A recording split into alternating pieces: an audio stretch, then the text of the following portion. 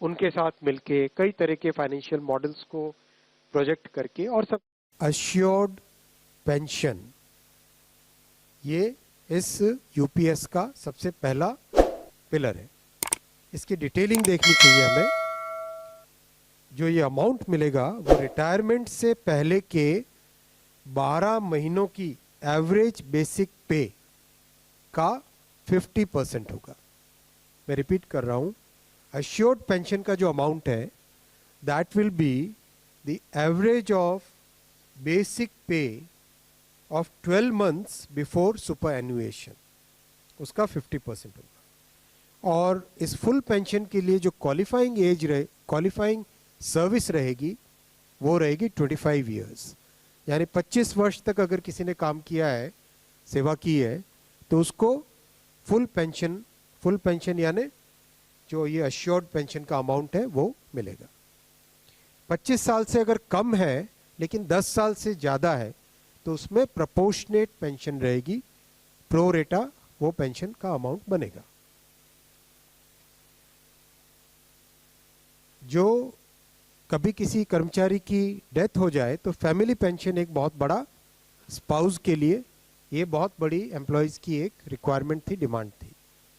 तो second pillar इस UPS का है अश्योर्ड फैमिली पेंशन।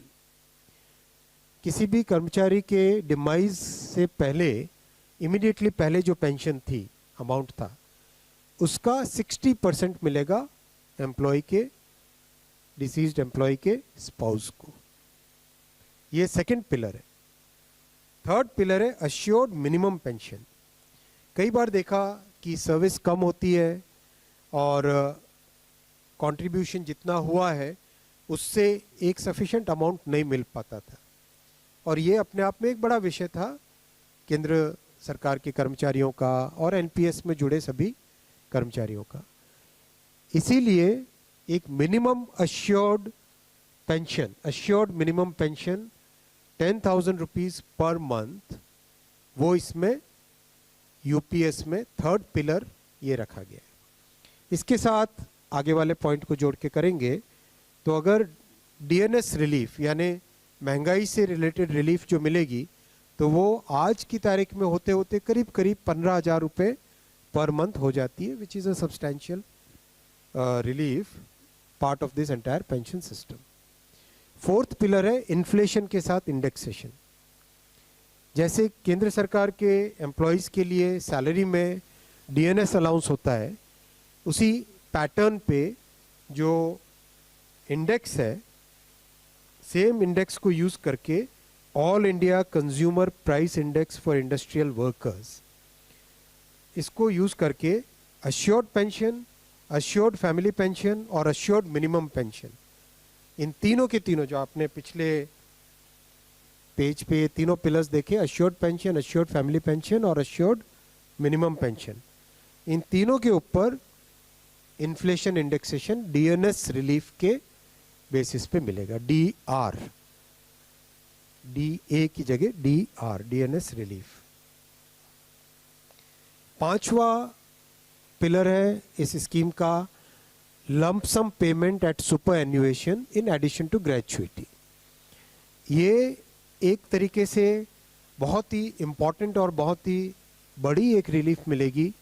जब सुपर एनुएशन होता है तो उसके बाद में इंसान अपनी लाइफ को प्लानिंग जिस तरह से करना चाहिए तब कई बड़े खर्चे आते हैं, इसलिए ये लंप सम एक अमाउंट तय किया गया। ये है कि हर 6 महीने की सर्विस के लिए मंथली इमोल्यूमेंट्स विच मीन्स पे एंड डीए कंबाइंड, उसका 10% अमाउंट। तो ये एक अपने आप में सब्सटैंशियल एक अमाउंट रह जाएगा। जैसे मान लीजिए किसी का 30 इयर्स की सेवा है तो उसमें करीब करीब 6 महीने की सैलरी, सोमनाथन साहब दैट्स करेक्ट ना, करीब करीब 6, तो उसको 6 महीने की इमोल्यूमेंट्स जो उसकी रहेगी पे प्लस डीए मिला के वो एक लमसम अमाउंट की तरह मिलेगा। ये 5 पिलर्स को लेके आज यूनिफाइड पेंशन स्कीम अप्रूव हुई है। ये स्कीम केंद्र सरकार के करीब 23 लाख कर्मचारी, करीब 23 लाख एम्प्लॉयज़ हैं, उनको इसका बेनिफिट मिलेगा। ऑप्शन रहेगा, कोई अगर एनपीएस में रहना चाहे तो एनपीएस में रह सकता है। यूपीएस में ऑप्ट करना चाहे, which is naturally a very attractive scheme, तो उसमें ऑप्ट कर सकता है। प्लस राज्य सरकारें अगर इसी फ्रेमवर्क को, इसी आर्किटेक्चर को यूज़ करना चाहे तो राज्य सरकारें भी इस आर्किटेक्चर को यूज़ कर सकती है। अगर राज्य सरकार के कर्मचारी भी इसमें शामिल होते हैं तो करीब 90 लाख के आसपास टोटल कर्मचारी इसका बेनिफिट मिलेगा। सबसे इम्पॉर्टेंट जो आज के इस फैसले का बहुत ही महत्वपूर्ण पार्ट है वो है कि कर्मचारियों पर इस स्कीम का भार नहीं पड़ेगा। आज एम्प्लॉयज़ 10% कंट्रीब्यूट करते हैं और आपको जानकारी होगी कि 10 वर्ष पहले तक सरकार भी 10% कंट्रीब्यूट करती थी, यानी 10+10 टोटल कंट्रीब्यूशन होता था। लेकिन मोदी जी ने 2019 में इस 10% कंट्रीब्यूशन को बढ़ा के 14% किया था। जो केंद्र सरकार का कंट्रीब्यूशन है उसको बढ़ा के 14% किया था। That itself was a very big contribution, big jump in the amount of contribution. अब वो कंट्रीब्यूशन बढ़ के 18.5% हो जाएगा। वो कंट्रीब्यूशन बढ़ के 18.5% हो जाएगा। ये स्कीम 1/4/2025 से लागू होगी। तब तक इसके लिए जो भी सारे स्ट्रक्चर्स, पोर्टल वोटल सब बनने होंगे, रूल्स रेगुलेशंस, वो सारे बन जाएंगे 1 अप्रैल 2025 से। 1 अप्रैल 2025 से लागू होगी ये स्कीम। और जितने भी एग्जिस्टिंग एम्प्लॉयज़ हैं एनपीएस में, उन सबको ये ऑप्शन मिलेगा, वो यूपीएस में शामिल हो सकते हैं। मेडिकल रीइंबर्समेंट पहले की तरह मिलेगा सेंट्रल गवर्नमेंट के एम्प्लॉयज़ को, जो कि बहुत बड़ी, वैसे भी मेडिकल रीइंबर्समेंट अभी भी पुराने ओपीएस के मेथड के टाइम से ही मिलता है, वो चेंज नहीं है। मैं आपके सामने ये भी रखना चाहूँगा साथियों कि कांग्रेस की 2 सरकारें जिन्होंने ओपीएस की घोषणा की, हिमाचल और राजस्थान, उन्होंने किस तरह से अपने राज्य सरकार के कर्मचारियों के प्रति एक तरीके से अनाउंस किया है, लेकिन इम्प्लीमेंटेशन उसमें कुछ नहीं किया। केवल अनाउंस करके एक भ्रम में रखना वो उनका काम था।